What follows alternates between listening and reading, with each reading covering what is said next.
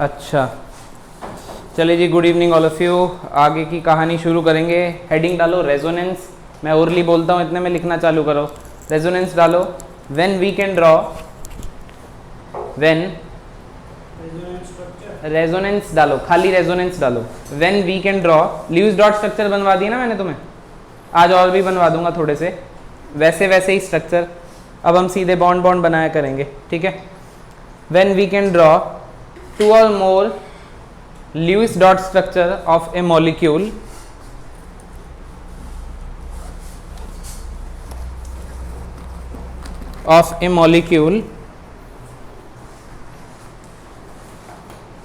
and none of the Lewis dot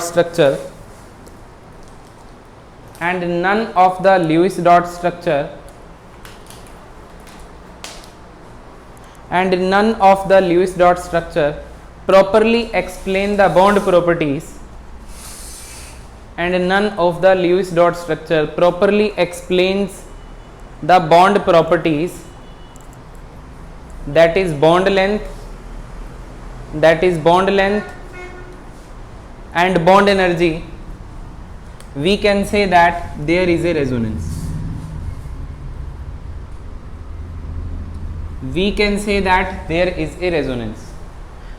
जब आप एक से ज्यादा ल्यूइस डॉट स्ट्रक्चर बना सकते हो, ठीक है। अब तू नेक्स्ट पॉइंट लिख, उसके बाद इसको कॉपी कर लियो, ठीक है। नेक्स्ट पॉइंट लिख लो। The Lewis dot structure are called resonating structure और canonical structures. Lewis dot structures are called resonating और कैनोनिकल स्ट्रक्चर्स, ठीक है।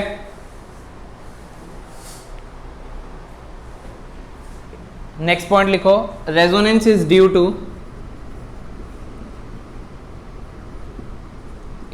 To delocalization of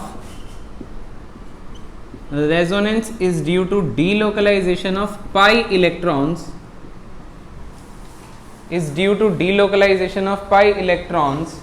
between three or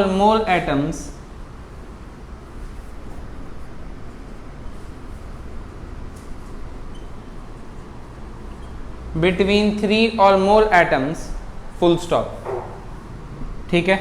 pi electrons are relatively, इसी में ही लिख लो, लिखना है तो pi electrons are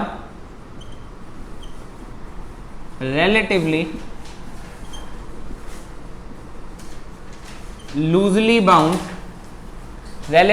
loosely bound with the nucleus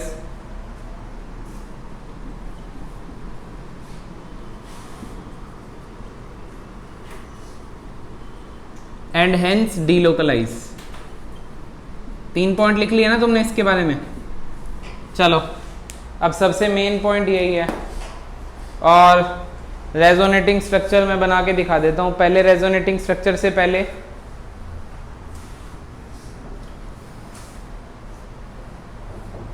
ठीक है, हटा दें इसको।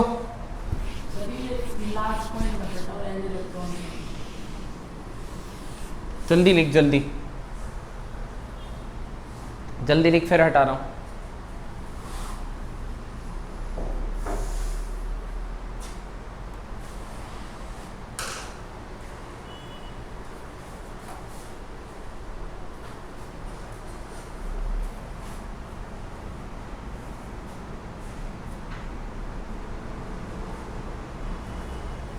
क्या आपको ये बात समझ में आ गई? ये सॉल्व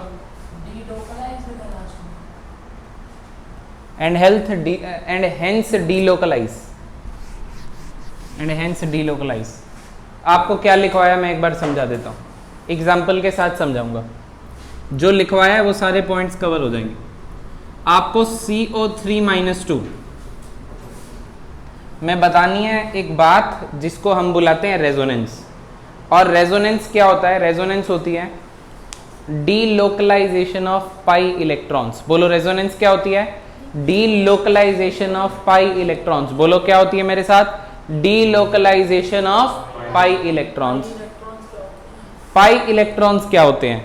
वो इलेक्ट्रॉन्स जो आपके मॉलिक्यूल में लूजली हेल्ड हैं in the form of A double bond. जैसे कभी कभी डबल बॉन्ड होता है, आपने देखा है ना डबल बॉन्ड, तो डबल बॉन्ड में एक बॉन्ड सिग्मा होता है और एक बॉन्ड पाई होता है। इसको हम डिटेल में पढ़ेंगे इस चैप्टर में आगे, पर आप समझ लो जो पाई बॉन्ड होता है वो लूजली बाउंड होता है as compare to sigma bond. Reason मैं आपको आगे बताऊंगा। और जो आपके लोन पेयर होते हैं वो भी आपके पाई इलेक्ट्रॉन्स कहलाते हैं, वो भी आपके पी ऑर्बिटल के अंदर ही पड़े होते हैं, बॉन्डिंग में पार्टिसिपेट कर नहीं रहे होते हैं, तो आराम से डीलोकलाइज हो सकते हैं। तो अभी के लिए आप समझो, धीरे धीरे सारी चीजें आपको पता लगेंगी, एक बार में नहीं होगा, ठीक है। अब देखो, सबसे पहले तो मैंने आपको लिखवाया कि जो ल्यूइस डॉट स्ट्रक्चर होते हैं वही आपके रेजोनेटिंग स्ट्रक्चर होते हैं। अगर इसके एक से ज्यादा ल्यूइस डॉट स्ट्रक्चर बन रहे हैं तो हम उनको रेजोनेटिंग स्ट्रक्चर कह सकते हैं। जैसे आपने ये बनाया था CO3 -, आपको याद है हमने ये बनाया था, यस और नो? अरे बोलो यार। तो ल्यूइस डॉट स्ट्रक्चर था। तो according to the Lewis dot structure आप देख सकते हो कि कार्बन और ऑक्सीजन में सिंगल बॉन्ड है, यस और नो? और कार्बन और ऑक्सीजन में कौन सा बॉन्ड है? डबल बॉन्ड है। ओए इधर आ जा, उधर चला जा, जल्दी कर। कार्बन और ऑक्सीजन में कौन सा बॉन्ड है बेटा? डबल बॉन्ड है। या कार्बन और ऑक्सीजन में कौन सा बॉन्ड है बेटा? सिंगल बॉन्ड है। ये फंडा क्लियर हो रहा है कि नहीं हो रहा? बोलो यस और नो। अब सुनो ध्यान से, अपन लोग क्या करेंगे। अच्छा, experimentally it is observed that, बाद में लिखना तुम लोग, एक्सपेरिमेंटली इट वाज या it is observed that, experimentally it is observed that all the bonds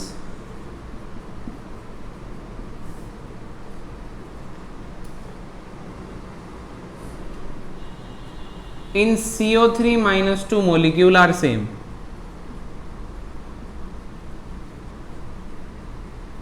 आप ये देखो, ये तो ल्यूइस डॉट स्ट्रक्चर से बना था, और एक्सपेरिमेंटली क्या बात हो रही है कि ये सारे के सारे बॉन्ड लेंथ कैसे होंगे बेटा जी?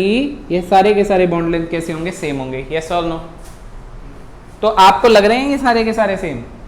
देखने में तो नहीं लग रहे ना।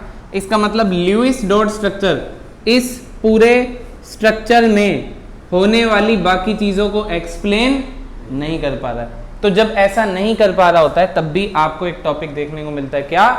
रेजोनेंस। ठीक है, तो अब रेजोनेंस होती क्या है आप यहाँ पे स्ट्रक्चर से देख करके समझना। रेजोनेंस में क्या होता है, देखो आपको पता है, लोन पेयर के साथ दिखाऊंगा मैं, ठीक है। ये लोन पेयर इधर गया और ये इधर गया। रेजोनेंस के लिए कॉन्जुगेशन होनी चाहिए। रेजोनेंस के लिए क्या होनी चाहिए बेटा? कॉन्जुगेशन। कॉन्जुगेशन का मतलब आप अभी ऐसे समझ लो, double single double single double, ठीक है। जैसे मैं कार्बन में लेके बता देता हूं एग्जांपल। अगर डबल सिंगल डबल आपको कभी दिखे तो भी कॉन्जुगेशन है, अगर डबल सिंगल लोन पेयर आपको दिखे तो भी कॉन्जुगेशन है, अगर डबल सिंगल नेगेटिव चार्ज दिखे तो भी क्या इसमें कॉन्जुगेशन है, और अगर कभी डबल सिंगल पॉजिटिव चार्ज दिखे तो भी इसमें क्या है? कॉन्जुगेशन है। रेजोनेंस के लिए क्या होनी चाहिए? कॉन्जुगेशन।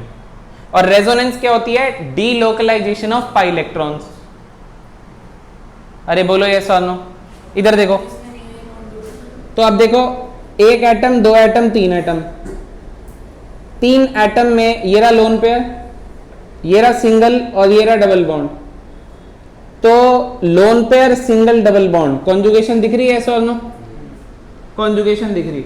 अब मेरे को इसमें पाई इलेक्ट्रॉन्स का डीलोकलाइजेशन कराना है, तो कैसे कराओगे? देखो, ऑक्सीजन और कार्बन में ज्यादा इलेक्ट्रोनेगेटिव कौन है?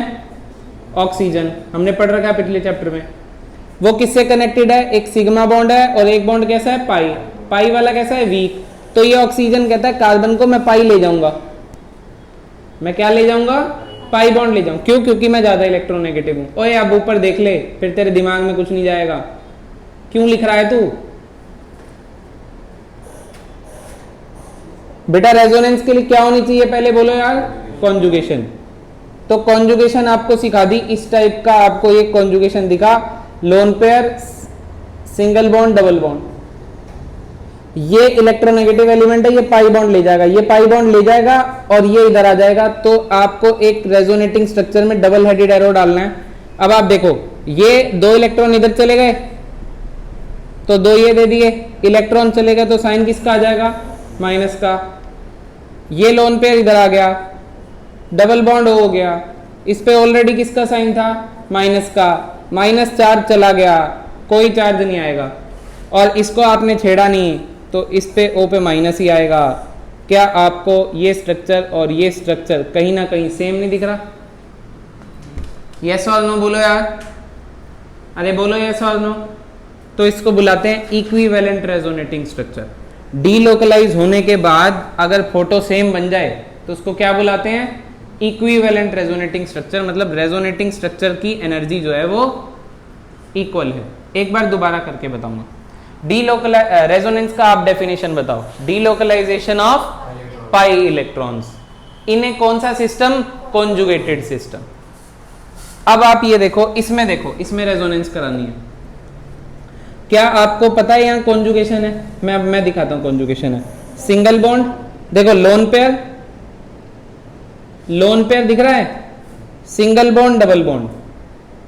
अरे मैंने कहा इधर डबल बॉन्ड आ चुका है ऑलरेडी, एक बार इधर डबल बॉन्ड आ चुका है, तो इसलिए मैं इसको देख रहा हूं कि सिंगल डबल लोन पेयर। तो ये बॉन्ड बनेगा और ये कुछ ऐसे बनेगा। अब क्या आएगा, double headed arrow. Resonating structure में डबल हेडेड एरो मारना। ये डबल बॉन्ड हो गया, इसको आपने छेड़ा भी नहीं और ये O पे माइनस चला जाएगा। क्या आपको बात समझ में आ रही है? सॉल्व, ये तीनों फोटो सेम है तो ये कहीं ना कहीं कैसे स्ट्रक्चर्स हैं बेटा, इक्विवेलेंट रेजोनेटिंग स्ट्रक्चर्स। अब होता क्या है, जो रियल स्ट्रक्चर है CO32 माइनस का, आप देखो आपने ये ल्यूइस डॉट स्ट्रक्चर बनाया था पहले, जब एरो को मत देखो, आपने ये ल्यूइस डॉट स्ट्रक्चर बनाया था कि नहीं बनाया था? बोलो यार, बनाया था। ये आपके इस प्रॉपर्टी को एक्सप्लेन नहीं कर पा रहा था कि सारी की सारी बॉन्ड लेंथ इक्वल है, पर रेजोनेंस इस प्रॉपर्टी को एक्सप्लेन कर पा रही है। रेजोनेंस के थ्रू आप कह सकते हो, देखो सर, हर बार हर एक डिफरेंट कार्बन ऑक्सीजन के बीच में एक एक बार डबल बॉन्ड आ रहा है। अरे ये सर नो, तो इनका एक्चुअल स्ट्रक्चर इन तीनों का, तो ये कौन से स्ट्रक्चर हो गए आपस में, रेजोनेटिंग स्ट्रक्चर। इनका एक्चुअल स्ट्रक्चर कहीं इन तीनों के बीच में होगा और वो जो एक्चुअल स्ट्रक्चर होगा उसके अंदर आपके पास एक एक बॉन्ड तो है ही, ये पाई बॉन्ड डीलोकलाइज हो रहा है हर एक ऑक्सीजन एटम पर। टोटल चार्ज कितना था, -2, तो इस पे -2/3, -2/3, -2/3। इसको बुलाएंगे रेजोनेंस हाइब्रिड। क्या बुलाएंगे बेटा, रेजोनेंस हाइब्रिड। ये आपका एक तरीके का इनसे मिला के बना हुआ रियल टाइप का स्ट्रक्चर हो। क्या आपको कुछ बातें समझ में आ रही हैं? सर कॉन्जुगेशन वाला एक और बार करके बता दूंगा, तो उस टाइम लिख रहा था, अब क्या करें। देखो आपको मैंने क्या सिखाया है यहाँ पे, क्या स्ट्रक्चर बनाना, रेजोनेटिंग स्ट्रक्चर। रेजोनेटिंग स्ट्रक्चर में कब पैदा हुए रेजोनेटिंग स्ट्रक्चर, जब ल्यूइस डॉट स्ट्रक्चर ये नहीं बता पा रहा था, इस बॉन्ड की, इन तीनों बॉन्ड की प्रॉपर्टी को एक्सप्लेन नहीं कर पा रहा था। एक्सपेरिमेंट कहता था ये तीनों बॉन्ड इक्वल है। ये बात अब कौन एक्सप्लेन कर पा रहा है, रेजोनेंस। रेजोनेंस कहती है देखो हर बार हर कार्बन ऑक्सीजन के बीच में डीलोकलाइज होकर पाई बॉन्ड आ रहा है, यानी कि सारे के सारे कार्बन और ऑक्सीजन कहीं ना कहीं थोड़ा थोड़ा पाई बॉन्ड ले रहे हैं, पूरा नहीं ले रहे, थोड़ा थोड़ा। तो इनको मिला करके एक हाइब्रिड इस तरीके से तैयार किया गया जिसमें दिख रहा है कि थोड़ा थोड़ा पाई बॉन्ड तीनों ऑक्सीजन एटम्स के हिस्से में है।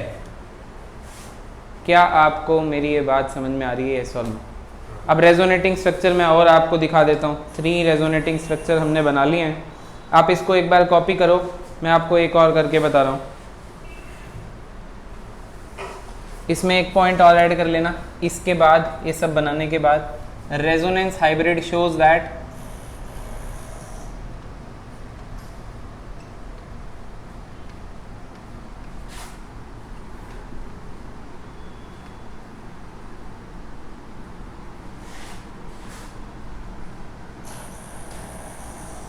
all the three bonds in CO3 minus 2 are equal.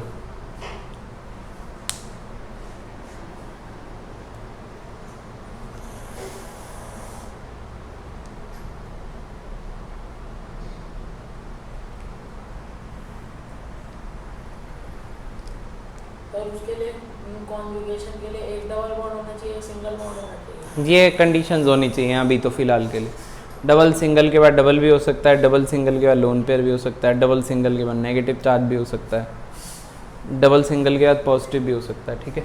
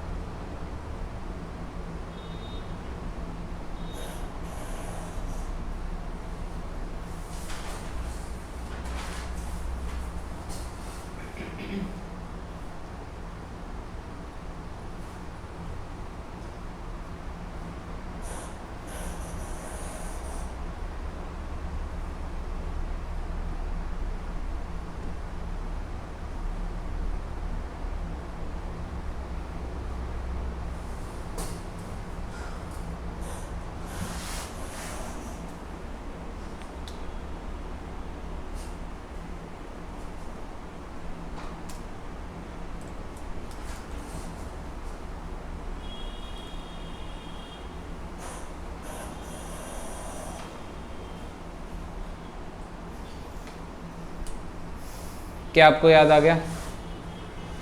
बढ़ जाएं आगे कि नहीं बढ़ जाएं, बोलो।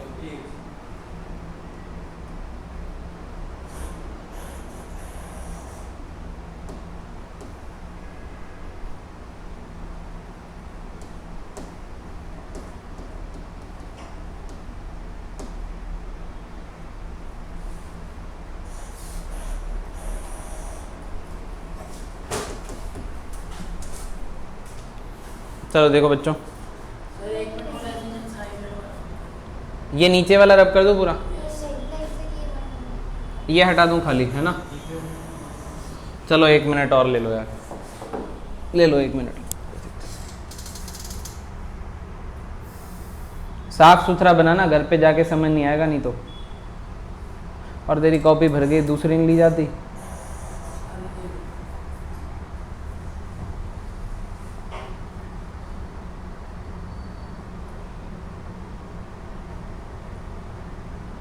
जल्दी करो थोड़ा सा, है ना।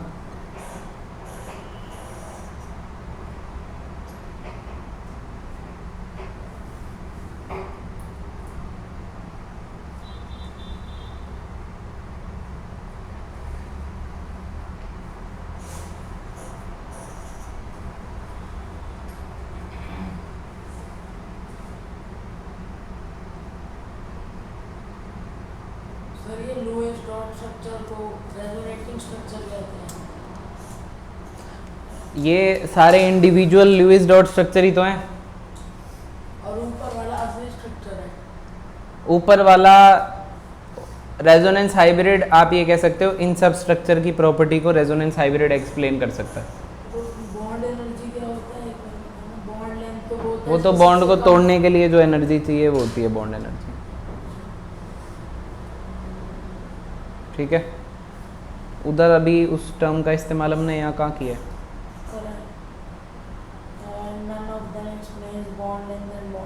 अच्छा अच्छा, हाँ मतलब ये बात हो रही है कि इनमें से कोई सा भी इंडिविजुअल स्ट्रक्चर, इन तीनों इंडिविजुअल स्ट्रक्चर को देखो, इनमें से कोई सा भी स्ट्रक्चर सारी प्रॉपर्टी को एक्सप्लेन नहीं कर पाएगा। जैसे यहाँ पे 3 डिफरेंट ऑक्सीजन है, एक बार एक में डबल बॉन्ड है, एक बार दूसरे में, एक बार तीसरे में है, तो एक स्ट्रक्चर बाकी 2 को एक्सप्लेन नहीं कर पा रहा ना, पर एक्सपेरिमेंटली ये सब है। ठीक है, तो फिर यहाँ पे एक नई टर्म पैदा कर दी गई, रेजोनेंस। रेजोनेंस कहती है अगर डीलोकलाइज करवा दोगे इलेक्ट्रॉन्स को तो आपको कुछ रेजोनेंस हाइब्रिड ऐसा ऐसा दिखेगा जो ये बता रहा है कि सारे बॉन्ड लेंथ इक्वल है। क्योंकि हमें याद करने पड़ेंगे सबके। धीरे धीरे आप देखते रहो, चीज़ें अपने आप समझ में आ जाएंगी। CO32 माइनस के रेजोनेटिंग स्ट्रक्चर तो पेपर में आपके आ भी जाते हैं बनाने को, तो ये तीनों बनाने होते हैं, ठीक है। और करवा देता हूँ थोड़ा सा आपको ना, दो एक एग्जाम्पल करवा देते हैं और थोड़ा दिमाग जो है वो खुल जाएगा। चलो देखो, आपने ओजोन बनाया था ना, तो जो आप बना चुके हो ना वही बस मैं आपको एक्सप्लेन कर रहा हूँ, ठीक है।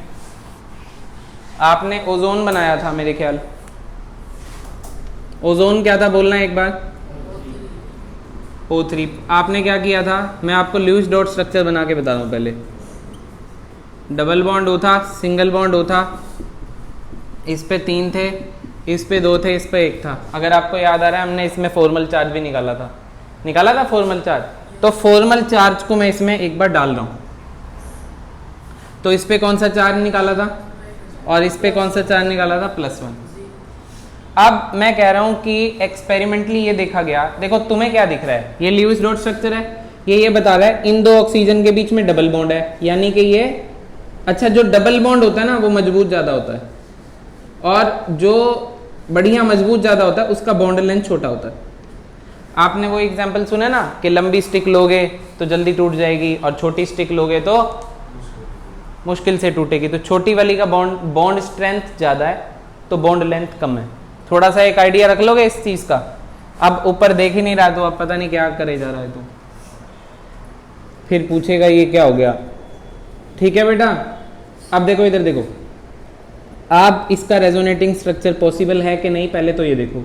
तो मैं कह रहा हूँ आपको कॉन्जुगेशन दिख जाएगी यहाँ पे, डबल सिंगल नेगेटिव दिख गई कॉन्जुगेशन। जो आपको 4 एग्जाम्पल दिए थे उसमें से एक है ना, तो नेगेटिव चार्ज से बॉन्ड बनेगा, मतलब लोन पेयर और नेगेटिव चार्ज यहाँ पे एक ही चीज़ है, अलग अलग चीज़ें नहीं है। लोन पेयर यहाँ एक्स्ट्रा है तो नेगेटिव चार्ज के साथ है, ये इधर और ये वाला पाई बॉन्ड इधर, इसको कहते हैं डीलोकलाइजेशन। क्या कहते हैं? Delocalization of pi electrons. Double headed arrow बना दिया, इस O पे प्लस एज इट इज रहेगा क्योंकि ये एक हाथ से ले रहा है और एक हाथ से दे रहा है। इस O पे माइनस आ जाएगा क्योंकि एक लोन पेयर एक्स्ट्रा आ जाएगा, और इस O पे ये माइनस हट जाएगा क्योंकि एक लोन पेयर कम हो जाएगा। तो क्या ये दोनों एक जैसे नहीं दिख रहे आपको? तो ये भी जो स्ट्रक्चर बनाए हैं अभी मैंने, वो कैसे बनाया बेटा? इक्विवेलेंट रेजोनेटिंग स्ट्रक्चर बनाया ओजोन के। अब ये दोनों मिल करके प्रॉपर्टी को एक्सप्लेन कर रहे हैं। कैसे? इसके रेजोनेंस हाइब्रिड से। ओ ओ ओ डाल दो, एक एक बॉन्ड तो था ही, दोनों के बीच एक एक बार डबल बॉन्ड आया और एक -1 था तो इस पे -½ डाल दो और इस पे -½ डाल दो। क्या आपको ये बात समझ में आई? ये और नो? ये क्या है आपका रेजोनेंस हाइब्रिड। ये क्या बता रहा है आपको? रेजोनेंस हाइब्रिड ये बता रहा है कि इस बॉन्ड की जो बॉन्ड लेंथ है वो सिंगल बॉन्ड से बड़ी है, सॉरी ये बॉन्ड लेंथ सिंगल बॉन्ड से छोटा है और डबल बॉन्ड से बड़ी है। ये बॉन्ड की बॉन्ड लेंथ यार, इसमें डबल बॉन्ड करेक्टर है, पाई बॉन्ड करेक्टर बोलते हैं इसको। क्या बुलाते हैं? सिंगल होता तो लंबा होता, पाई बॉन्ड करेक्टर इसमें है तो थोड़ा सा क्या है, इसमें स्ट्रेंथ आ गई तो थोड़ा सा क्या हो जाएगा, छोटा। और क्या पूरा पाई बॉन्ड है? पूरा भी पाई बॉन्ड नहीं है तो ज्यादा भी छोटा नहीं है, तो इसकी बॉन्ड लेंथ सिंगल और डबल के बीच में होगी। क्या आपको बातें समझ में आ रही हैं? यही एक्सपेरिमेंट कह रहा था। एक्सपेरिमेंट कहता है ये दोनों बॉन्ड लेंथ सेम है, ल्यूइस डॉट स्ट्रक्चर कहता है नहीं है सेम। फिर एक टॉपिक पढ़ लिया हमने, क्या? रेजोनेंस। रेजोनेंस समझाती है कि ऐसे केसेस में क्या हो सकती है, डीलोकलाइजेशन ऑफ पाई इलेक्ट्रॉन, और पाई इलेक्ट्रॉन के डीलोकलाइजेशन होने के बाद हम इस बात को ग्रास्प कर सकते हैं, हजम कर सकते हैं। हमें ये बात बिल्कुल पता लग जाएगी कि ये बॉन्ड लेंथ किस तरीके से क्या है, सेम है। अरे बोलो यार, यस और नो? कुछ फंडा समझ में आ रहा है कि नहीं आ रहा है? एक और देख लो लास्ट। ये तो ओजोन था, बेंजीन का केस देख लो। बेंजीन आपको पता है फॉर्मूला क्या होता है, बताना? C6H6। और इसको बनाते बॉन्ड लाइन स्ट्रक्चर में, इसको ऐसे बनाते हैं। आपने कहीं ना कहीं तो इसको ऐसे जरूर देखा हो। बोलो आपने बेंजीन देखा कि नहीं देखा? बोलो बच्चों, यस और नो? बेंजीन देखा है कि नहीं देखा है? बेंजीन देखा है, C6H6। अब इधर देखो, ये बॉन्ड इधर बनेगा, ये बॉन्ड इधर बनेगा, ये इधर। मतलब मैं कह रहा हूँ आपको, ये कहना चाह रहा हूँ, एरो तो कंफ्यूज हो जाओगे एरो से, इसमें ऐसे समझ लो। कॉन्जुगेशन दिख रही है इसमें, डबल सिंगल डबल दिख रहा है, double single double single double single दिख रहा है, तो ये कॉन्जुगेशन है। क्या ये? अब इसके रेजोनेटिंग स्ट्रक्चर बन सकते हैं। कहने का मतलब ये पाई बॉन्ड इधर आ जाएगा, ये पाई बॉन्ड इधर आ जाएगा, और ये पाई बॉन्ड इधर आ जाएगा। ये दोनों एक जैसे दिखने वाले स्ट्रक्चर हैं। तो अभी मैं आपको केवल ये करवा रहा हूँ इक्विवेलेंट रेजोनेटिंग स्ट्रक्चर के एग्जांपल। तो कैसे हैं बेटा ये इक्विवेलेंट रेजोनेटिंग स्ट्रक्चर्स? इनको कीकूले स्ट्रक्चर्स भी कह सकते हैं। ये आपको आगे पता लगेगा कि क्या है ये मतलब। अभी के लिए बेंजीन में रेजोनेंस होती है और इक्विवेलेंट रेजोनेटिंग स्ट्रक्चर बुलाते हैं। सर इसका रेजोनेंस हाइब्रिड बना के दिखाना। सर आपको पता लगा कि सारे के 6 कार्बन में ऐसा नहीं है। देखो ल्यूइस स्ट्रक्चर से क्या पता लग सकता है कि 6 कार्बन में 3 सिंगल बॉन्ड है और 3 डबल बॉन्ड है, मतलब 3 बॉन्ड लेंथ अलग है और 3 बॉन्ड लेंथ अलग है। पर रेजोनेंस से हमें यह पता लगा कि सारे के सारे बॉन्ड लेंथ क्या है बच्चों? सेम है, सब में पाई बॉन्ड करेक्टर है। तो इसको इस तरीके से बना सकते हो या इसको इस तरीके से भी बेंजीन आपको दिखेगा। इस गोले का मतलब है कि हर जगह पाई इलेक्ट्रॉन डेंसिटी हर कार्बन पे इक्वली डिस्ट्रीब्यूटेड है।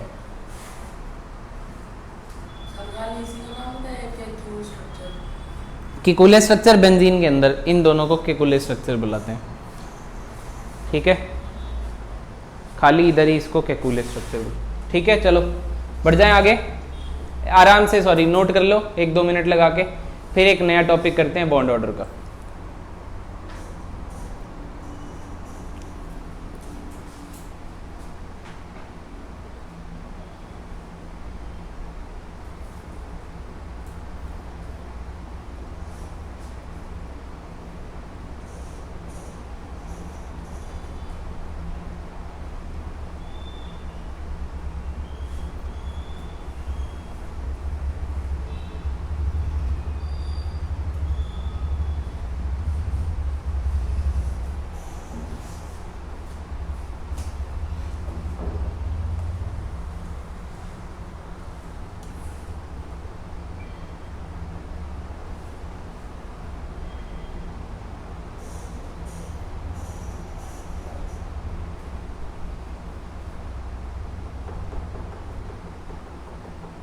बढ़ जाएं बेटा, आगे बढ़ जाएं।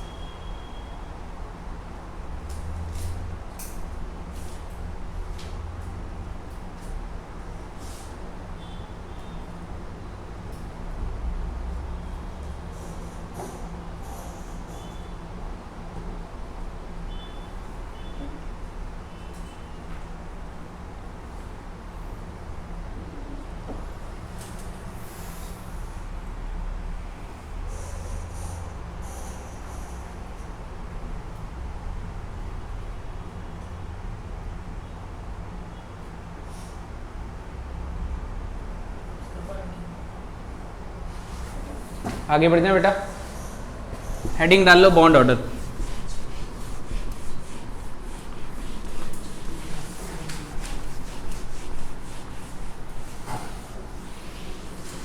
हेडिंग क्या डाल लो बेटा, बॉन्ड ऑर्डर। लिखो इसमें provides the feel of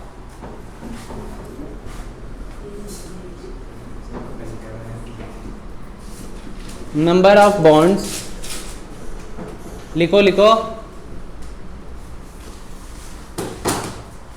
between two atoms. अगर सिंगल बॉन्ड हुआ तो बॉन्ड ऑर्डर 1 आता है, अगर डबल बॉन्ड हुआ तो बॉन्ड ऑर्डर 2 आता है, अगर ट्रिपल बॉन्ड हुआ तो बॉन्ड ऑर्डर कितना आ जाएगा बेटा, 3 आ जाएगा। ठीक है, bond order is directly proportional to bond strength होता है and inversely proportional to bond length होता है। ये मैंने आपको बताया, जितना ज़्यादा बॉन्ड ऑर्डर उतनी ज़्यादा बॉन्ड स्ट्रेंथ, जितनी ज़्यादा बॉन्ड स्ट्रेंथ उतनी उसकी लेंथ कम हो जाएगी। अभी अभी बात हुई है हमारी। बॉन्ड ऑर्डर का फॉर्मूला लिख लो, total number of bonds divided by number of atom pairs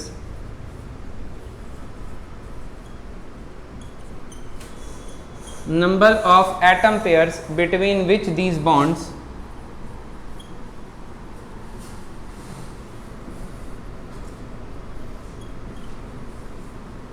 are distributed.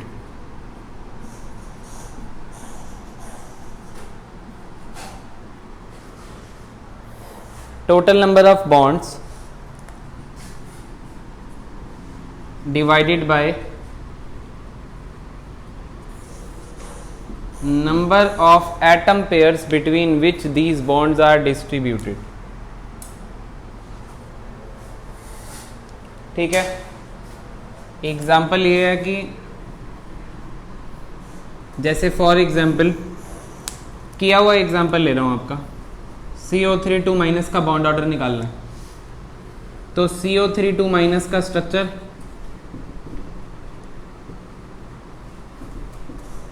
यही सीखा आपने अभी तक, बोलो यस और नो।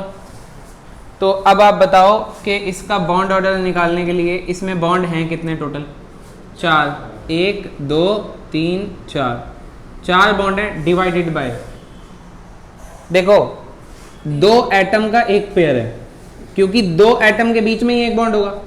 ध्यान से पढ़ना अंग्रेजी को, number of atom pairs between which these bonds are distributed. तो atom pair 1 CO, atom pair 2 CO, atom का पेयर 3। तो इसमें कितने एटम के पेयर हैं, 3। तो एटम का pair divided by number of atom pairs, जिन एटम्स के बीच में ये बॉन्ड हैं। ऊपर है total number of bonds, total number of bonds तो 4 लिख दिए। अब एक बॉन्ड 2 एटम के बीच में होगा तो ये एक एटम का पेयर 1 काउंट होगा। अब दूसरा बॉन्ड जो भी होगा वो इनके बीच में होगा, तो 2 एटम का पेयर और 3 एटम का पेयर। तो डिवाइड क्या कर देंगे, 3 से डिवाइड कर देंगे, आंसर कितना आ जाएगा 1.33। तो CO3 माइनस का बॉन्ड ऑर्डर क्या हो जाएगा बेटा, 1.33। ये बात समझ में आ रही है।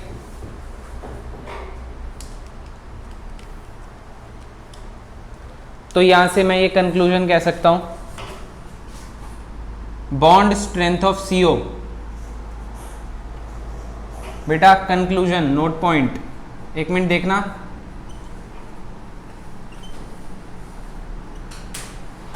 Bond strength of CO is greater than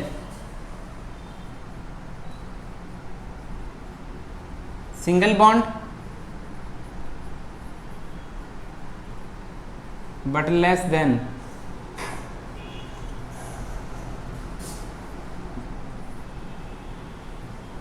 double bond. Yes और नो, ये बात समझ में आ रही है कि नहीं आ रही, बोलो यार।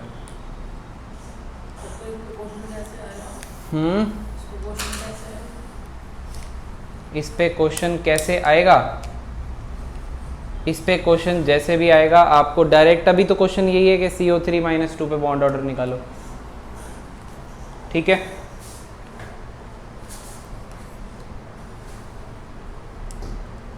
ओजोन पे निकालो, चलो इतने तुम लोग। O3 पे निकालो बॉन्ड ऑर्डर, हटा दूं मैं इसको, नोट कर लिया पूरा। सर वो गूगल मार्क मत करो, वो एग्जांपल। चलो इतने O3 पे बॉन्ड ऑर्डर निकालो तुम लोग, देखूं कितना आता है। कैसे करोगे? O3 का पहले स्ट्रक्चर देख लो।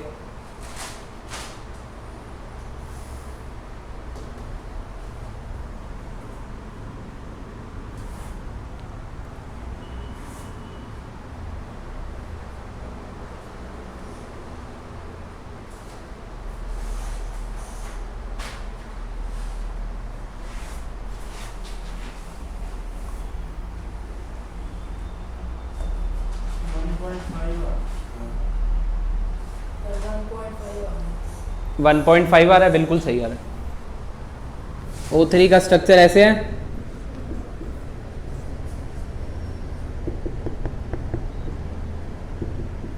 अरे बोलो यस और नो। बॉन्ड ऑर्डर के लिए टोटल नंबर ऑफ बॉन्ड 1 2 3 और एटम पेयर 1 एटम पेयर 2। चलो इसी बात पे फिर बेंजीन का बताओ, क्योंकि बेंजीन भी अभी अभी मैंने आपको बना के बताया था।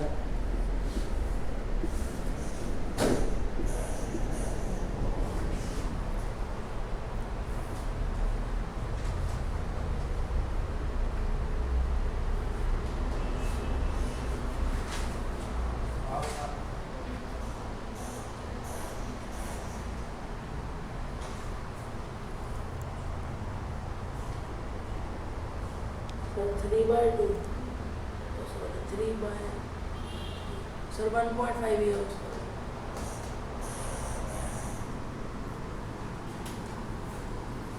कितने बॉन्ड हैं? 1 2 3 4 5 6 7 8 9 है, और एटम पेयर कितने हैं इसमें? 6। तो अगेन कितना आ रहा है? 1.5 आ रहा है, बिल्कुल ठीक बात है।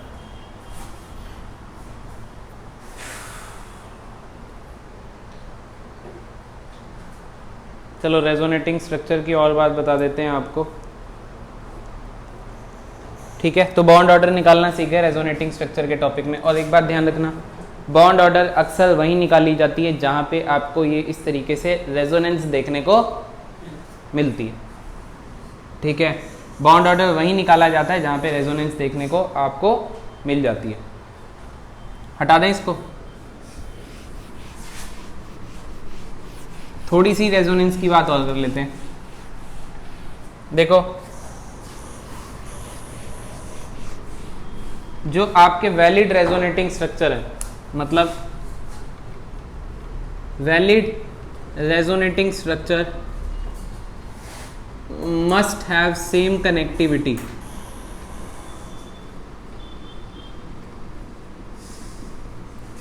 वैलिड रेजोनेटिंग स्ट्रक्चर बेटा मस्ट हैव सेम कनेक्टिविटी। कहने का मतलब ये है, ये आप इसको देखो और ये आप इसको देखो,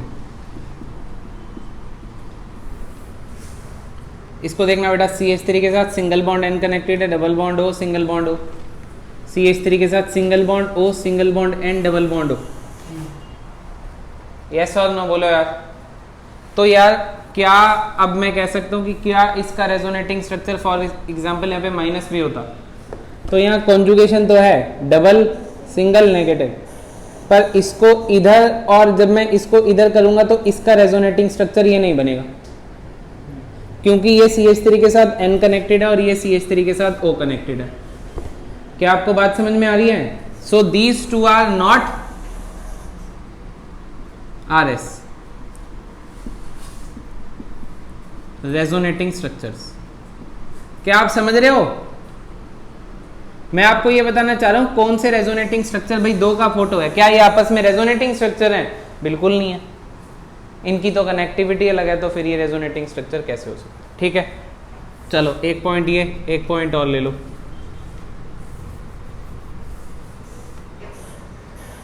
फॉर लिखवा दूंगा पॉइंट, पहले एसिटिक एसिड बना लेते हैं।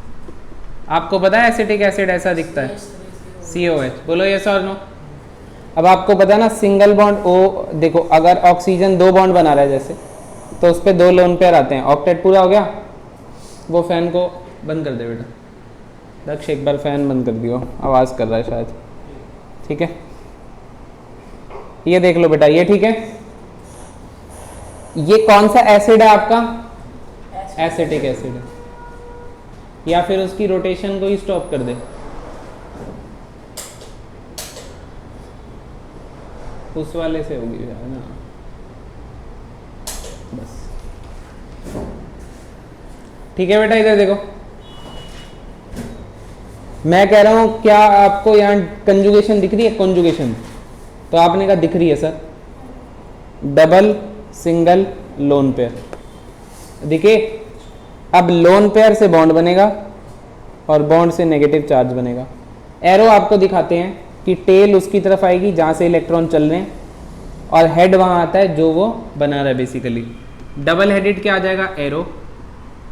ये कार्बन, ओ पे कौन सा चार्ज आ जाएगा बेटा? नेगेटिव। ये बात समझ में आ रही है? और यहाँ पे डबल बॉन्ड O, और O पे क्या आ जाएगा बेटा? पॉजिटिव। ये फंडा क्लियर हुआ कि नहीं हुआ? बोलो यार। CH3 C, double bond O, single bond O पे H, CH3 C, single bond O, double bond O पे H। अब आप एक बात बताओ, क्या ये इक्विवेलेंट रेजोनेटिंग स्ट्रक्चर्स हैं? Not at all. 1 and 2 are not equivalent resonating structures.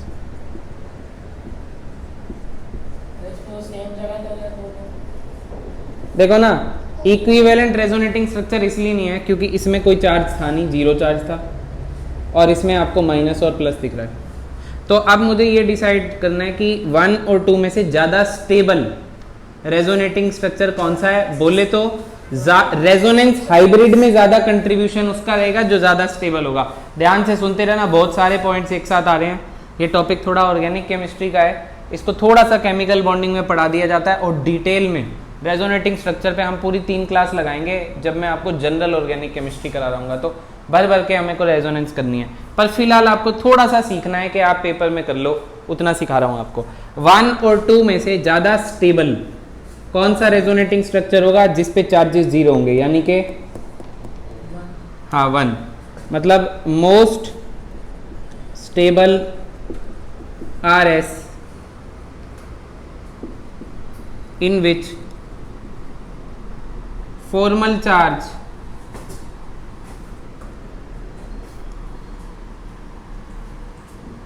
is close to 0। समझ रहे हो ना? जिस पे चार्ज कम है, अंग्रेजी में ये लिख दिया है, हिंदी में जिस पे चार्ज कम है वो वाला रेजोनेटिंग स्ट्रक्चर ज़्यादा स्टेबल है। Therefore 1 is more stable then 2। और जो ज़्यादा स्टेबल होगा रेजोनेटिंग स्ट्रक्चर, नेक्स्ट पॉइंट बना के दे सकते हो, मोर या most stable RS will contribute more in resonance hybrid। ठीक है बच्चों, ज़्यादा स्टेबल RS ज़्यादा कंट्रीब्यूट करेगा रेजोनेंस हाइब्रिड में।